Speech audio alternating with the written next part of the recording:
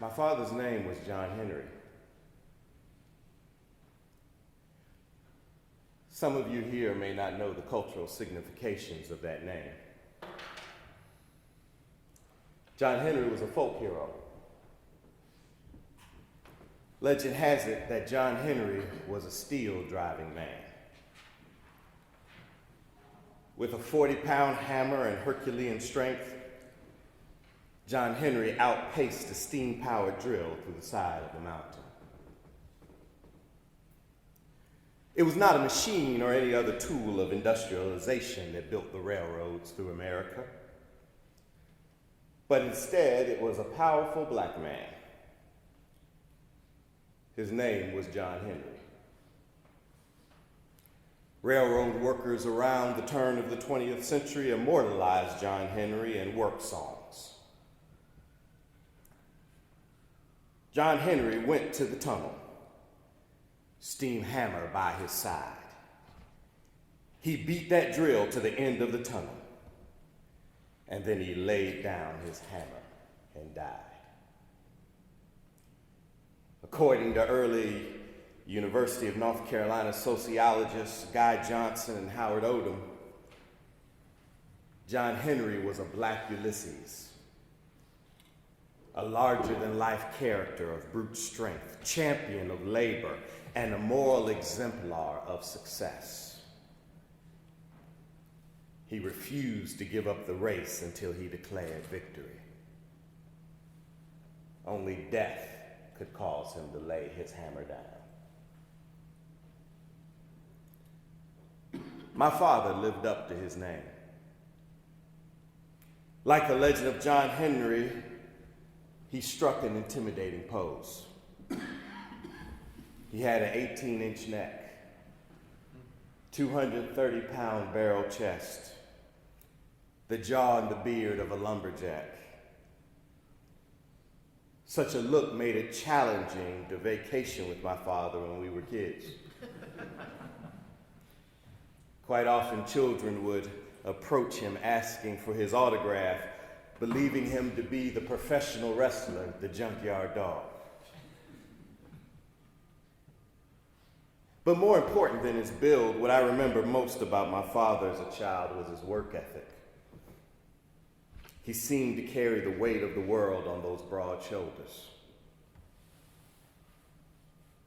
As an early air traffic controller, he regulated the flow of traffic in and out of the world's busiest airport in Atlanta. Labor experts consider this one of the 5 most stressful professions. Couple this with the strike in 1981, where Ronald Reagan fired 11,000 controllers across the nation for daring to demand better working conditions. My father had to spend 5 years working literally around the clock. I remember his work schedule well. 7 a.m. to 3 p.m.,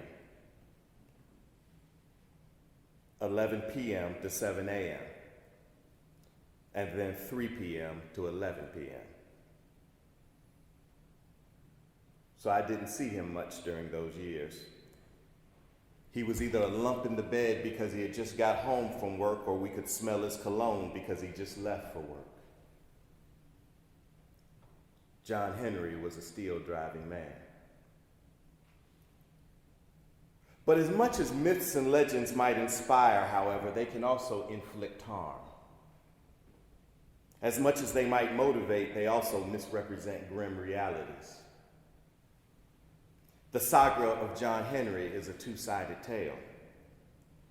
It compels us to work hard and take pride. This is a beautiful thing, but at what cost? Has to be more to life than labor and toil. There has to be more to life than work and death. This was actually the original tune that the message of John Henry was trying to drive home.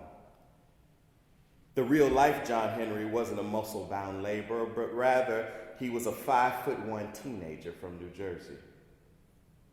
After the Civil War, he was arrested in Virginia, guilty of the quote-unquote black codes.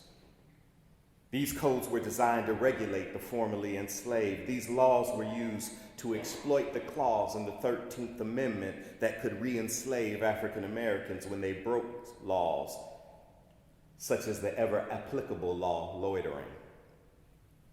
And these prisoners were used to provide cheap, expendable labor to the railroad industry. And it was from the rock dust from the steam drills that would get in the lungs of diggers like John Henry, who worked alongside of them. So the original work songs were not talking about a valiant race, but a grim fate. Prisoners were swinging, singing, and signifying, this job gonna kill us, just like old John Henry. Today, the medical field even has a name for ailments associated with Black success. They call it John Henryism. Those of us in the community who strive against the odds and acquire success in the face of adversity often pay a high price in high blood pressure, hypertension, diabetes. John Henry was a steel driving man,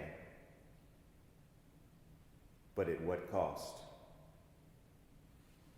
Love, appreciating beauty, time with family, inhaling not the dust of labor, but rather a range of life experiences. These are the lessons that my father taught me over the past 2 decades since his retirement. These are the warning alarms that he began to sound once Parkinson's disease began to diminish his body while enriching his spirit. Calling from Atlanta to talk about nothing, watching him play with grandchildren for hours on end, sitting next to him on the porch in North Carolina, singing James Cleveland gospel classics. This is the John Henry I came to know. The one who fussed at me for working too hard, not too little. That's the John Henry I will remember. He didn't lay his hammer down on the morning of Sunday, December 17th, 2017, when I was preaching in that pulpit. That's when he took his last breath. But he laid his hammer down long before that. He laid his hammer down so that he could pick up life, so that he could pick up love. He wants me to tell you this morning to do likewise. Amen.